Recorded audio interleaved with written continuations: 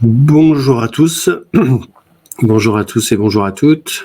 Bienvenue sur ce webinaire sur le GMRCN organisé par Optimarché. Donc, je vais attendre tranquillement que tout le monde se connecte puisqu'on a plus d'une centaine de participants aujourd'hui. Je vais regarder un petit peu les connectés. Donc, c'est chouette. Alors, je suis très content de vous retrouver sur ce webinaire. Alors, il est vraiment dédié à la restauration collective. L'objectif, pour moi, c'est de vous donner les clés pour organiser vos plans alimentaires, vos plans menus, comprendre ce qu'est le GMRC et puis essayer de donner le maximum d'informations aux chefs de cuisine pour qu'ils puissent construire leur menu facilement. Voilà. Donc, je me présente, moi je suis Gaël Nailou, je suis responsable du succès client chez Optimarché. J'accompagne les chefs au quotidien sur notre logiciel OptiaPro, qui est un logiciel de commande. Et je vais aussi vous préparer un webinaire super sympa. Donc, merci pour tous vos messages de bonjour. C'est chouette de voir que nos clients sont là aussi pour participer avec nous. Donc, avant de commencer, j'aimerais remercier Jean-Paul Terrus, le chef de TikTok. Alors, pour ceux qui ne connaissent pas Jean-Paul, je mettrai un lien en fin de webinaire où vous pourrez aller voir ses vidéos. Elles sont super chouettes. Il essaye d'aider les chefs, les jeunes chefs, etc. avec des techniques de cuisine. Vous avez des vidéos qui sont vraiment drôles sur le gaspillage alimentaire, sur plein de choses. Il fait beaucoup de choses sur la communication. Et c'est un vrai plaisir de pouvoir collaborer avec lui au quotidien et d'avoir des chefs aussi dynamiques parmi nos clients. Voilà. Je vois bonjour Omer. Oh, c'est très chouette. Je suis vraiment content d'avoir autant de monde. C'est vraiment plaisant. Donc, je vais vous faire voir le plan un petit peu de ce qu'on va voir ensemble là, sur l'introduction. Donc, on va commencer par une présentation de moi un petit peu pour ceux qui ne me connaissent pas et puis d'Optimarché, ce qu'on peut vous proposer. On va après rentrer dans le vif du sujet avec le GMRCN, l'aspect réglementaire et puis je vais essayer de vous simplifier vraiment la tâche pour comprendre que voilà, le GMRCN, c'est pas compliqué, c'est juste que c'est un groupement de chercheurs qui a créé ça et que parfois c'est un petit peu plus compliqué pour nous de comprendre en tant que chef de cuisine toutes les subtilités du GMRCN. Il fait 123 pages quand même, il faut avoir un peu de temps pour le lire. Je vais vous présenter un outil pratique qui est gratuit et libre d'accès, qui a été fait par des cuisiniers pour des cuisiniers, où vous allez pouvoir trouver des plans alimentaires, des menus, des fiches techniques. Et ce que je voudrais, c'est vraiment créer un groupe de travail où on va pouvoir échanger tout ça ensemble, ce qui va nous permettre de gagner du temps au quotidien sur ces thématiques GMRCN, gaspillage alimentaire et tout ce qui est autour de la restauration collective. Ensuite, je vais répondre à 3 questions qu'on me pose souvent. Et puis, normalement, en suivant le webinaire, vous allez voir que normalement, vous allez y répondre très facilement. Et puis, on aura un temps de questions-réponses en live où je vais regarder un petit peu toutes les questions que vous souhaitez poser. Et puis, je vous répondrai avec plaisir. Donc, je me présente pour ceux qui ne me connaissent pas. Donc, je suis Gaël Nailou, responsable du succès client chez Optimarché. J'accompagne au quotidien les chefs sur notre logiciel OptiaPro, qui est un logiciel de commande super pratique qui fait la passation de commande à la gestion. Je suis diplômé de l'école hôtelière. J'étais chef de cuisine pendant 20 ans dans des cuisines privées, aussi dans le public pendant 15 ans. J'ai travaillé sur des établissements petits de 80-100 couverts jusqu'à mon dernier emploi où je faisais 2000 couverts jour. Alors, j'ai déjà des questions sur les supports administratifs à la fin de la visio. Alors oui, juste à la fin de la visio, vous recevrez l'ensemble de la présentation avec tous les liens où vous allez pouvoir trouver tout ce qui est officiel au niveau PDF, etc. Vous allez pouvoir avoir l'ensemble des éléments. Il n'y a pas de souci. Alors, pour ceux qui ne connaissent pas sinon Optimarché, Optimarché, c'est le bras droit des établissements de la restauration collective en France. on aide à publier les marchés. Dans le GEMRCM, il y a GEM, hein, c'est Groupement d'études des marchés, et ça, c'est notre spécialité chez Optimarché. Alors, pour la faire simple, on essaie d'organiser vos marchés pour que vous ayez les meilleurs produits au meilleur prix, que ce soit des produits labellisés, des produits si vous voulez faire des galimes, etc. Nous, on est les spécialistes de trouver les bons fournisseurs dans votre région et puis les produits qui sont adaptés à votre quotidien de chef de cuisine. On a également un logiciel pour gérer efficacement les approvisionnements et ça, vous pourrez le regarder sur notre site. Je mettrai aussi le lien du site Optimarché dans le PDF que vous recevrez à la fin de la formation. Donc, sur le GEMRCN, donc la définition, c'est groupe d'études des marchés de restauration collective et nutrition. Donc, c'est né d'un constat. Ils se sont rendus compte qu'il y avait une montée de l'obésité en France, alors qui n'est pas forcément due aux enfants qui mangent à la cantine, mais c'est une généralité. L'objectif, c'était d'éduquer les enfants et également les professionnels de la restauration à améliorer la qualité nutritionnelle des produits en faisant des groupes et des familles que vous connaissez tous maintenant, les crudités, les cuidités, les féculents, etc., pour aider les acheteurs publics à organiser leurs marchés. Donc, les marchés, ça peut être sur 2 thématiques, c'est-à-dire votre approvisionnement local, vous allez organiser vos propres marchés. Nous, c'est notre spécialité pour vous aider. Mais c'est aussi les cahiers des charges des entreprises où les cantines sont sous-traitées par les établissements. Et ils ont fait des cahiers des charges qui permettent d'avoir un approvisionnement complet et surtout au niveau des valeurs nutritionnelles qui soient correctes, d'accord, avec des obligations pour chacun.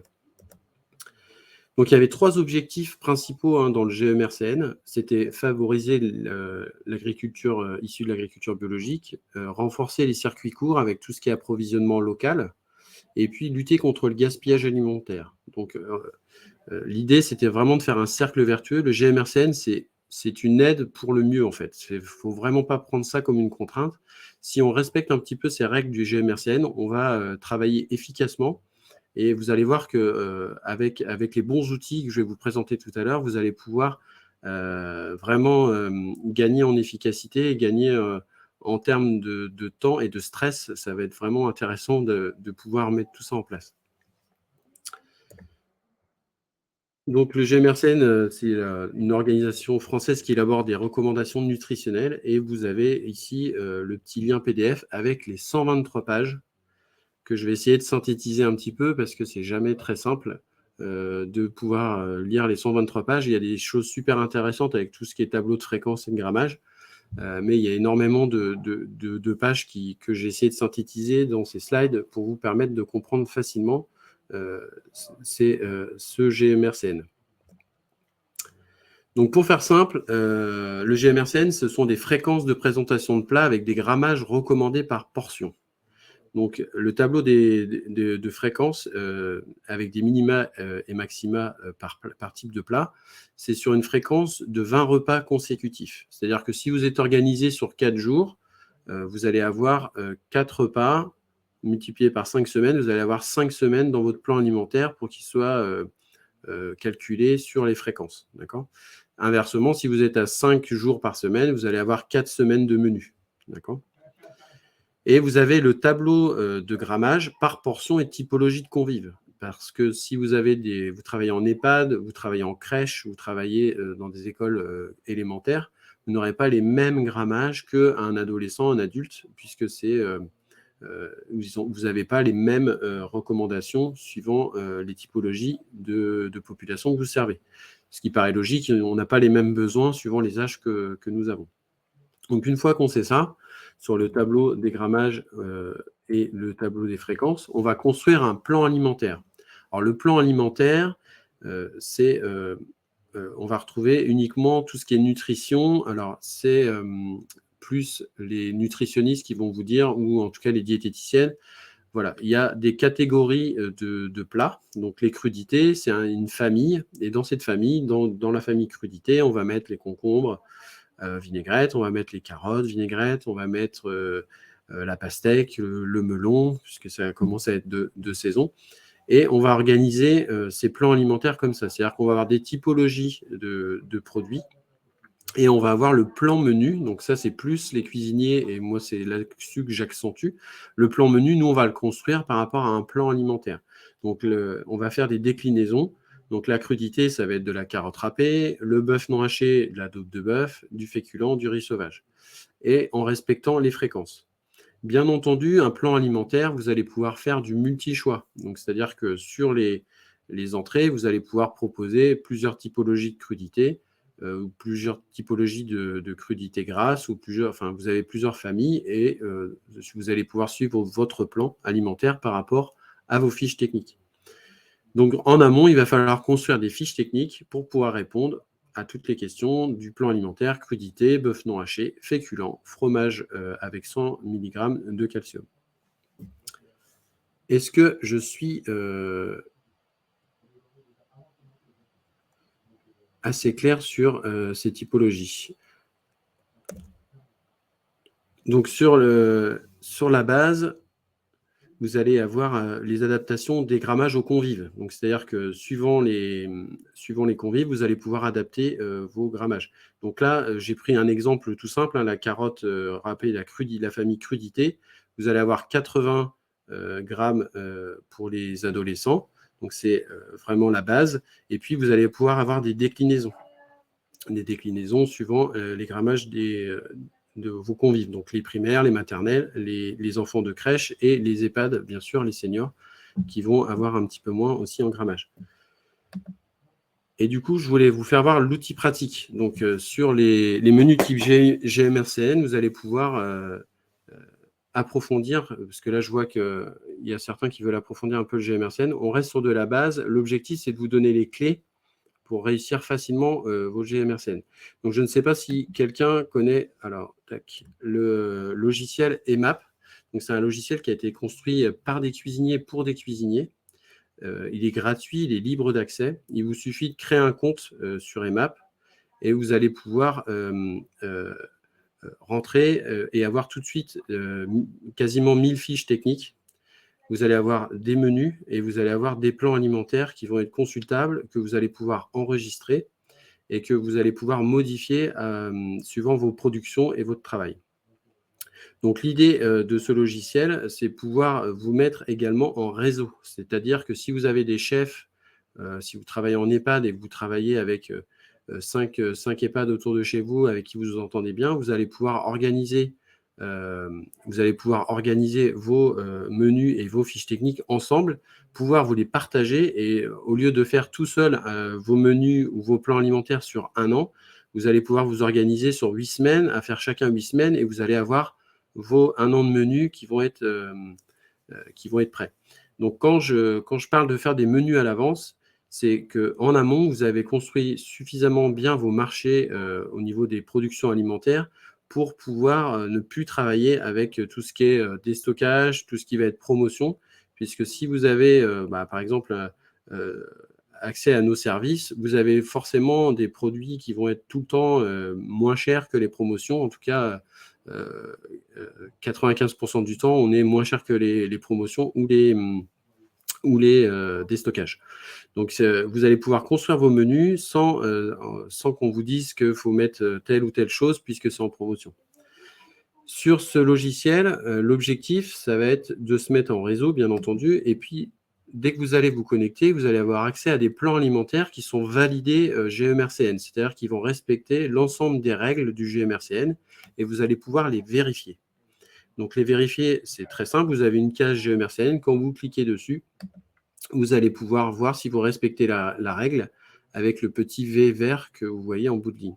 Donc là, sur l'entrée contenant plus de 15% de lipides, par exemple, il y a 3 entrées qui correspondent à cette famille de entrées contenant plus de 15% de lipides. Il vous en fallait un maximum de 4, donc vous respectez la règle puisque vous êtes à 3 et à 15%.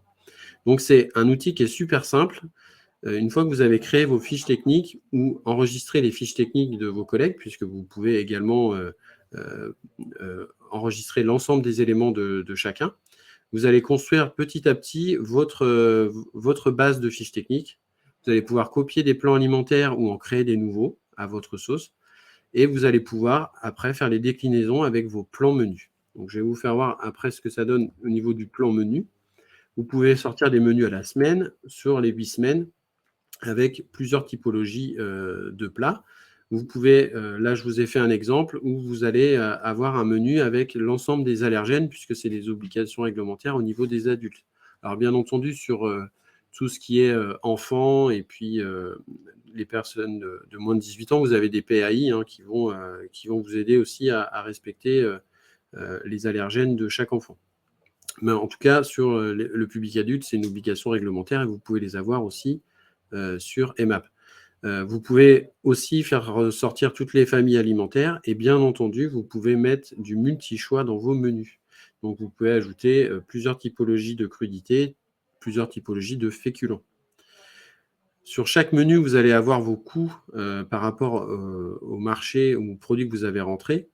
Donc, ça va aussi vous permettre de visualiser votre budget en amont. Et quand vous faites un an de menu, vous savez, dans un prévisionnel, alors aujourd'hui, c'est quand même très difficile vu la conjoncture avec l'inflation, mais ça vous permet d'organiser vos menus. Alors, je vois que j'ai des questions un petit peu sur les choix dirigés. Alors, bien sûr, vous avez la possibilité de faire du dirigé ou du semi-dirigé en donnant une trame au niveau des enfants. Bien sûr que si vous mettez des crudités et de la charcuterie va partir en premier. Donc, il faut toujours rester sur des mêmes familles de produits. Après, on peut proposer des salades bars qui permettent bien sûr de solutionner pas mal de problèmes puisque les enfants aiment choisir, etc. Et puis, quand vous avez des crudités, exactement ce qui est intéressant, c'est faire aussi des animations soupes où vous pouvez faire goûter plusieurs soupes, ou en tout cas les enfants peuvent se servir de façon autonome sur plusieurs soupes ou plusieurs crudités. Alors je ne sais pas s'il y en a qui veulent partager un petit peu leur avis sur leur fonctionnement aujourd'hui. N'hésitez pas à me poser des questions dans le chat. Alors, j'en ai une ici. Quand on travaille avec un buffet d'entrée où il n'y a pas vraiment de surveillance et où la volonté est de laisser une certaine liberté, comment fait-on? Alors moi, je suis aussi de votre avis. Il y a un moment où vous êtes en face des clients et vous êtes obligé aussi de savoir ce qui fonctionne et ce qui ne fonctionne pas. L'objectif, c'est quand on travaille sur des buffets d'entrée, c'est toujours essayer de garder une certaine cohérence au niveau de votre plan alimentaire. Et l'objectif, c'est de faire goûter les produits que les enfants apprennent à goûter. On ne peut pas obliger des enfants à manger des produits, surtout quand ils arrivent au lycée. Voilà, l'objectif, c'est soit de faire des animations ou de changer les textures. Ça permet des fois de passer outre et faire en entrée en chou-fleur. Si vous faites un potage à base de chou-fleur, peut-être que vous allez avoir plus de succès que si vous faites des choux-fleurs à la vinaigrette, par exemple. Tac.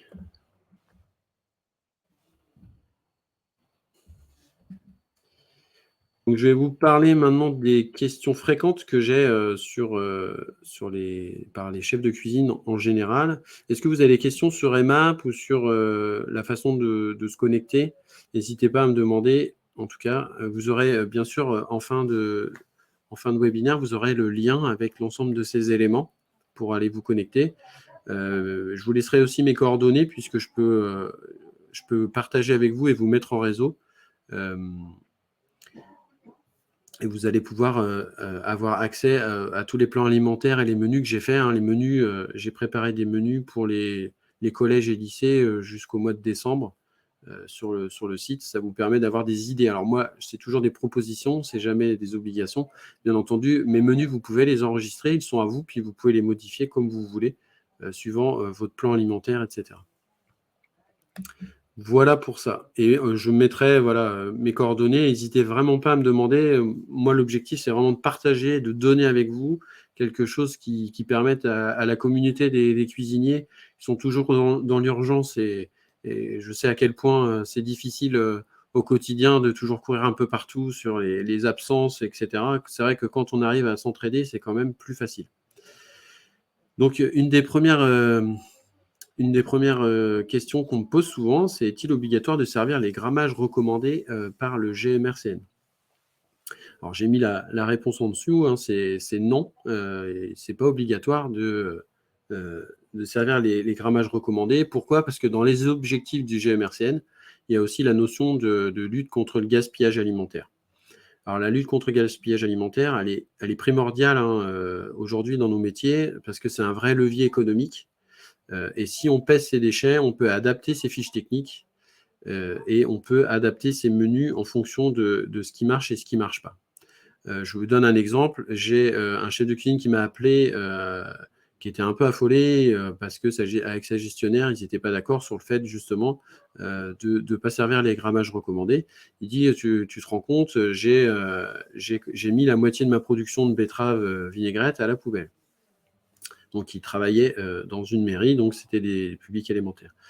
Il me dit, est-ce que je suis obligé de faire les 60 grammes de crudité pour les enfants, etc. Je dis, bah non, si tu jettes la moitié de ta production, ça sert à rien. Du coup, c'est ce qui s'est passé. On a discuté ensemble, on a retravaillé. Du coup, la recette était peut-être pas adaptée sur un public d'enfants de moins de 6 ans. Du coup, on a travaillé sur une fiche technique qui était à base de betterave, mais qui était une mousse de betterave avec du fromage blanc. Il a retravaillé avec des betteraves locales, bio, d'une légumerie à côté de chez lui, avec un assaisonnement maison. Il a réduit son achat de 50% en volume. Donc, il est passé je crois qu'il faisait 80 kilos, il est passé à 40 kilos. Il a retravaillé ses 2 fiches recettes. Il a représenté au bout de 3 semaines ses plats et il a eu quasiment pas de déchets. Donc, c'était un coup de maître puisqu'il a dépensé la même chose. Il a fait travailler du circuit court. Il a eu un label biologique sur ses betteraves et puis ça a été consommé par les enfants. En plus, il avait fait une animation avec les maternelles. C'est eux qui avaient plus ou moins décidé de faire la recette puisqu'il avait fait une animation sur la recette. Donc là, c'était vraiment du gagnant-gagnant. Donc ça, c'est une des premières questions sur le GMRCN. Et à vous aussi de ne pas hésiter, peser les déchets en animation, même sur du pain ou des choses comme ça. C'est des choses très simples à faire, mais c'est vraiment efficace en termes de communication avec les enfants. Tac. Alors, hop. La deuxième question, est-il possible pour quiconque de vérifier la conformité des menus en utilisant les fréquences du GMRCN? Alors oui, souvent les chefs de cuisine me disent que voilà, ils sont pas assez compétents pour savoir si leurs plans alimentaires sont bons, etc. Ils ont des doutes, etc. Alors déjà, il y a deux choses. Souvent dans les départements et les régions, vous avez aussi des diététiciennes qui sont là pour vous aider et qui peuvent contrôler, en tout cas vous aider à comprendre et à organiser votre plan alimentaire. Et puis si vous allez sur EMAP, une fois que votre plan alimentaire il est défini, vous allez pouvoir le contrôler tout de suite. Donc, vous n'avez pas d'obligation d'avoir une diététicienne pour vous aider, mais en tout cas, vous êtes tout à fait capable, avec les bons outils, de valider votre plan alimentaire et de le faire valider aussi par la gestionnaire. Alors, j'ai encore quelques questions. Les obligations de plats végétariens, mais difficile pour les lycéens d'accepter ces repas. Alors, sur EMAP, vous avez une quarantaine de plats végétariens qui vous sont proposés, qui sont souvent faits maison. Donc, n'hésitez pas non plus à les tester. Il y a des falafels, il y a plein de choses, des cakes, etc. L'objectif, c'est pareil, d'essayer de présenter de façon systématique des plats végétariens. C'est une bonne alternative alors, j'ai souvent cette question-là là, je vois que je ne peux pas respecter le GMRCN parce que 95% de mes élèves ne mangent pas de porc. Alors, c'est des problèmes de religion. Alors, le plat végétarien, c'est une super alternative sur la laïcité, hein, parce que vous avez aussi des gens qui ne mangent pas de veau, des gens qui ne mangent pas de bœuf, des gens qui mangent du poisson le vendredi, etc. Donc, de proposer une alternative végétarienne de façon quotidienne, d'une, ça permet de faire goûter ces productions végétariennes et ça permet de désamorcer, en tout cas de proposer à tous ces élèves qui ont qui ne veulent pas manger un aliment, de pouvoir consommer un petit peu un autre plat sans avoir à demander un plat de substitution. Tac. Donc ça, Je regarde un petit peu les questions en même temps. Il propose une protéine.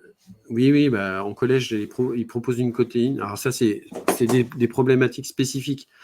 Ce que je dis toujours, c'est vous les chefs de cuisine, c'est vous qui êtes en face des convives. C'est aussi à vous de dire, voilà, moi je peux pas, enfin, c'est important pour moi que les enfants mangent bien, c'est ce que vous faites au quotidien et c'est vraiment intéressant de regarder, de garder ça en tête que, enfin, une protéine, vous pouvez proposer une alternative végétarienne, personne ne va rien vous dire si vous respectez, voilà, proposer à l'enfant de goûter une protéine végétale, c'est toujours intéressant aussi. Favoriser les échanges plaisants avec les convives et faire de l'éducation alimentaire. Ça, c'est Émilie. Bah, merci pour cette question. C'est aussi la base d'échanger avec, avec les enfants, à travailler en collaboration avec toutes les équipes des départements, des régions ou des mairies qui ont les connaissances qui vont permettre aux enfants d'avoir un accueil super, super chouette, d'avoir les meilleurs éléments, de se sentir bien quand on mange, d'être accompagné sur ces thématiques-là, c'est aussi hyper important. Et puis, oui, il n'y a pas de souci pour respecter les fréquences du GMRMCA, même sans porc, effectivement. Je vais continuer sur la troisième question. Les exigences du GMRCN sont-elles les mêmes, quels que soient les types de convives, maternelles, EHPAD et lycées? Donc ça, c'est aussi quelque chose d'assez simple et classique, mais non, les exigences nutritionnelles du GMRCN varient en fonction des âges. Donc ça, suivant les apports nutritionnels qu'on va avoir besoin, les enfants ou les publics d'EHPAD, de seniors, vous allez avoir des typologies de plats qui vont être différentes. Voilà, pour les maternelles, vous avez besoin de plus de calcium pour la croissance osseuse, pour les élémentaires, de l'énergie avec des protéines pour la croissance musculaire, et puis pour tout ce qui est vieillissement, c'est la vitamine D, du calcium, et surtout une éducation au plaisir, surtout pour les EHPAD. Ne pas oublier qu'on est aussi là pour faire plaisir en donnant à manger, que ce soit aux enfants ou aux personnes âgées. Alors, est-ce que le repas végétarien doit obligatoirement contenir une céréale plus un féculent plus un légume? Bah, c'est l'obligation réglementaire. Vous avez dans le plat végétarien l'obligation pour que ce soit un plat complet d'avoir ces éléments-là. Donc, vous pouvez bien sûr mettre l'ensemble de ces éléments sur l'ensemble du repas. Donc, vous pouvez partir sur une salade de pâtes complète en entrée. Et du coup, vous allez proposer une légumineuse en plat avec un légume, par exemple un dalle de lentilles avec une ratatouille, ce qui va vous donner l'ensemble du plat et qui va être un plat complet sans souci. Sur les plats végétariens, par expérience, les premières fois que je faisais des plats végétariens assez nouveaux, j'avais pas forcément une réussite complète. C'est vraiment avec le temps et à force de présenter le plat de plus en plus souvent que les enfants apprécient et demandent aussi peut-être des assaisonnements particuliers. Alors, faut pas hésiter à échanger avec les enfants sur ces thématiques. Ça leur plaît toujours d'avoir des échanges avec le chef de cuisine, avec l'équipe de cuisine, de travailler en atelier sur les menus, etc. Tac. Je vais passer donc aux questions-réponses live et je vais vous mettre en même temps les petits liens utiles que vous recevrez en PDF. Pour les sections sportives, y a-t-il une proportion de protéines supplémentaires à leur apporter? Suivant leurs dépenses physiques, bien entendu. Alors, on va accentuer, bien sûr, sur tout ce qui est protéines pour les sections sportives, puisqu'ils vont avoir une dépense énergétique importante. Bien contrôler la vitamine. Après, c'est pareil, il y a des spécialistes de la nutrition sportive qui vont pouvoir vous donner des éléments. Moi, je ne suis pas spécialiste des sections sportives pour ça. Est-ce que les repas végétariens doivent obligatoirement contenir, alors ça on l'a dit, Il paraît qu'il faut leur faire tester 7 fois pour les faire adhérer. Alors, c'est des grands mots. Oui, oui, ça c'est pour les enfants en général. On propose plusieurs fois un produit avant qu'ils ne l'acceptent. C'est vrai, c'est une évidence. Après, il n'y a pas de juste réponse sur ça. Il y a des enfants, au bout de 2-3 fois, ils vont adorer ce produit. Même des fois, la première fois, ils vont adorer cette préparation. Et puis, pour certains, ça va prendre plus de temps. Après, c'est toujours une question de sens et de plaisir et de comprendre ce qu'ils mangent. De faire avec eux, c'est une bonne technique de faire des ateliers cuisine. Moi, j'ai des collègues qui faisaient avec des internes des ateliers cuisine ils testaient des recettes, etc., qui étaient présentées aux enfants aux autres élèves de l'école 2-3 jours après, et ça fonctionnait super bien. Il y a énormément d'idées, il y a plein de champs. Après, c'est toujours une question de temps et de volonté aussi de faire des choses avec les élèves. On n'a pas toujours la possibilité de le faire, mais quand on peut, ça fonctionne vraiment bien.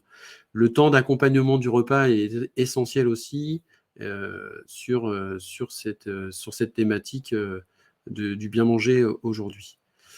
Je prépare souvent des boulettes à base de légumineuses et de légumes cuisinés avec une sauce thaï. Et tout est parti avant des saucisses de Toulouse. Eh ben super, moi je trouve ça hyper intéressant. Alors ce que je te propose de faire, Marlène, pour tes boulettes, si elles fonctionnent bien, eh ben, on va créer la fiche technique sur EMAP et on va pouvoir la diffuser, la partager à toute la communauté pour que tout le monde puisse proposer des boulettes de légumes avec une sauce thaï à la façon Marlène. Ça nous permettra, nous, de la goûter et puis aux enfants de se régaler. Donc ça, je trouve que c'est super intéressant. Merci Marlène je garde, je note ton nom et je vais essayer de te demander la recette. Au pire, je ferai la recette pour la partager au plus grand nombre. Alors, les lycées avec internat dans le GMRCN, doit-on inclure le petit déjeuner? Alors, l'objectif du GMRCN, bien sûr que quand vous avez un internat, vous allez pouvoir construire des menus avec midi, soir, avec des petits déjeuners, mais c'est toujours des plans alimentaires qui vont être sur 20 repas consécutifs. Donc, vous allez construire un plan petit déjeuner, un plan midi et un plan soir. L'objectif étant voilà, de rester cohérent sur les quantités. EMAP va vous aider à ça. En tout cas, il n'y a pas de souci sur ça. Oui, oui, on veut la recette de Marlène, je suis d'accord. C'est vrai. Tac, tac, tac. Est-ce que j'ai d'autres questions? N'hésitez pas. Je n'arrive plus à me connecter à EMAP. Alors, ça peut arriver. Il y a un mot de passe oublié, je pense. Et puis sinon, il faut écrire au support ou alors vous m'envoyez un petit mail et puis j'essaierai de moi d'écrire au support. Il n'y a pas de souci, Benoît. Je regarde si j'ai d'autres questions. Tchic, tchic, tchic.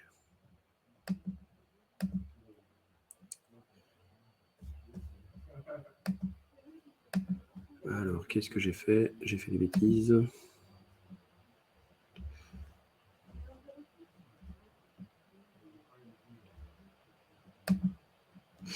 Tac. Alors, j'étais pas sur la question. Alors, cette application est-elle adaptée pour les menus de crèche pour EMAP? Alors, c'est une question de Pauline. Alors, c'est une très bonne question. Alors, oui, l'application est adaptée pour les crèches. Alors, moi, j'ai travaillé pour des crèches pendant 2 ans. Le plus important pour les crèches, c'est l'éducation au goût. Donc, il faut, sur un enfant qui a 18 mois, qui commence la diversification, très clairement, l'objectif, c'est qu'ils goûtent les textures avec le temps et leur proposer, sous forme de jeu, la dégustation. Bien sûr que 30 grammes de carottes râpées, quand on a 2 ans, il y a des enfants qui vont pas aimer la texture carotte râpée, qui vont pas les manger. Donc, ce qu'il faut proposer, c'est des bâtonnets avec des petites sauces au fromage blanc, au cumin. C'est des petits arrangements où ils vont saucer la carotte et ils vont croquer ou avec un fromage frais ou des choses comme ça.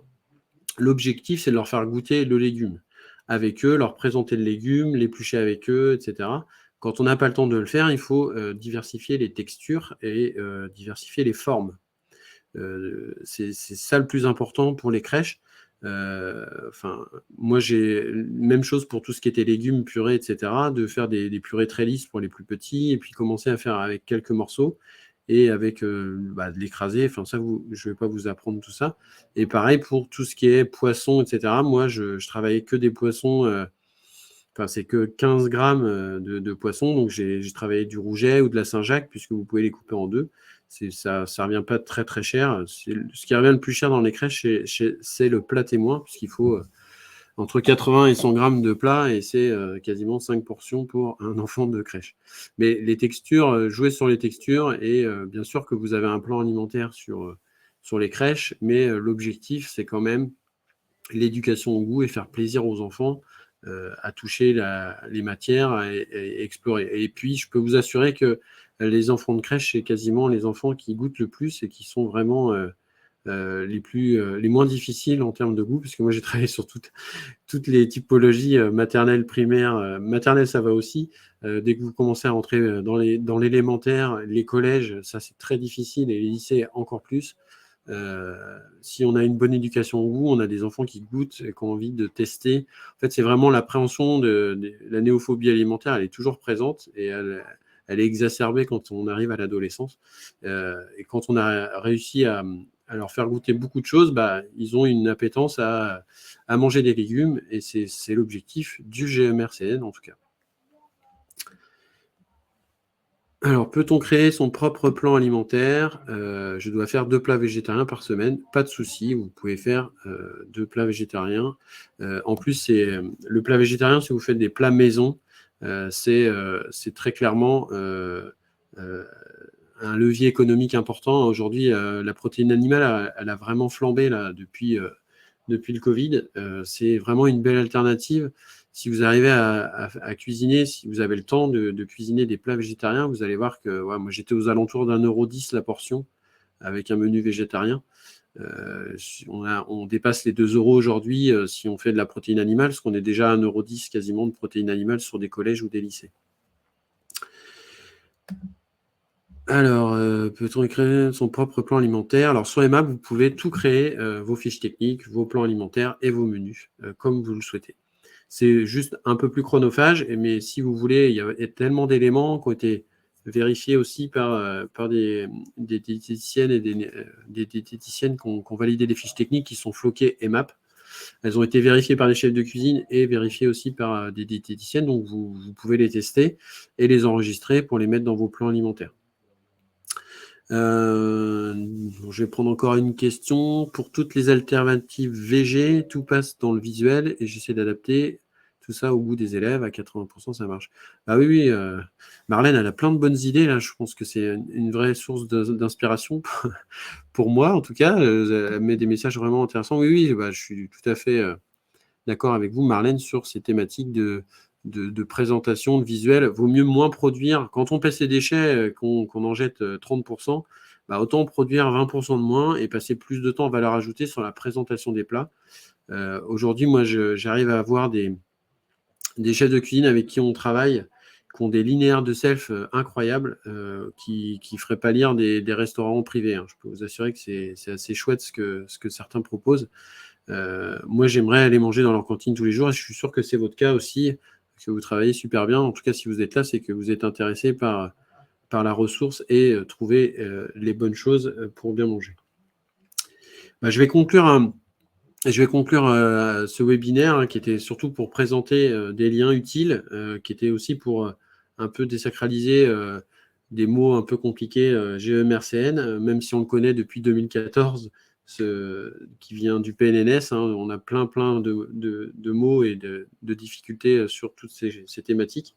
Voilà, donc on arrive à la fin de ce webinaire. Pour rappel, on va avoir d'autres webinaires prévus sur les mois qui viennent. On vous préviendra par mail, bien entendu. On va parler notamment de l'aspect juridique, et comment structurer, sécuriser vos achats publics. Ça sera avec Antoine, notre juriste.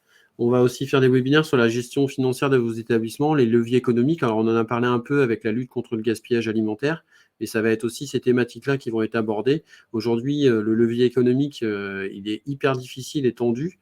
Voilà, de bien structurer ces marchés, de faire appel peut-être à un AMO pour structurer vos marchés et vos produits. Ça permet d'avoir des leviers économiques. Tout ça, c'est des choses où on va pouvoir regarder ensemble et échanger sur les bonnes pratiques de chacun. La gestion des déchets sera aussi un sujet important. Il y a beaucoup de choses qui bougent sur ces sujets-là. Donc, on va pouvoir échanger ensemble sur la lutte contre le gaspillage, la gestion des déchets pour vous au quotidien dans vos établissements, comment ça se passe. Enfin bref, on a plein de trucs sympas qui nous attendent dans les mois qui viennent. Je sais aussi que certains d'entre vous n'ont pas pu poser toutes leurs questions, alors n'hésitez pas, je vais vous mettre mon mail et ma ligne directe si vous avez besoin de me joindre. Tchic, tchic, voilà. Et puis, vous pouvez me poser vos questions et je serai ravi de vous répondre sur vos thématiques ou vous accompagner sur EMAP ou sur d'autres thématiques des prochains webinaires. Merci beaucoup, encore merci. Je vois que ça parle d'insectes, ça parle de bar à salade, de bar à fromage, de bar à compote. Et je trouve ça super. Vous avez vraiment des idées.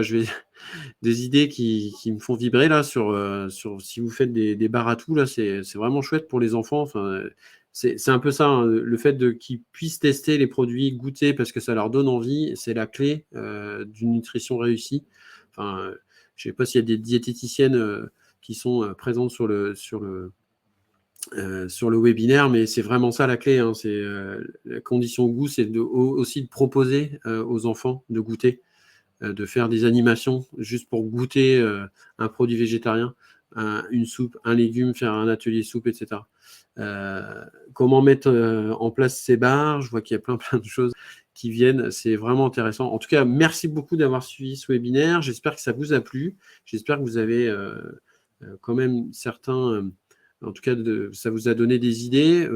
Vous allez se voir le replay de l'information, donc vous pourrez la partager avec d'autres. N'hésitez pas à partager les bonnes infos. Et puis, je vous dis à très bientôt sur les webinaires Optimarché. Merci beaucoup. Au revoir.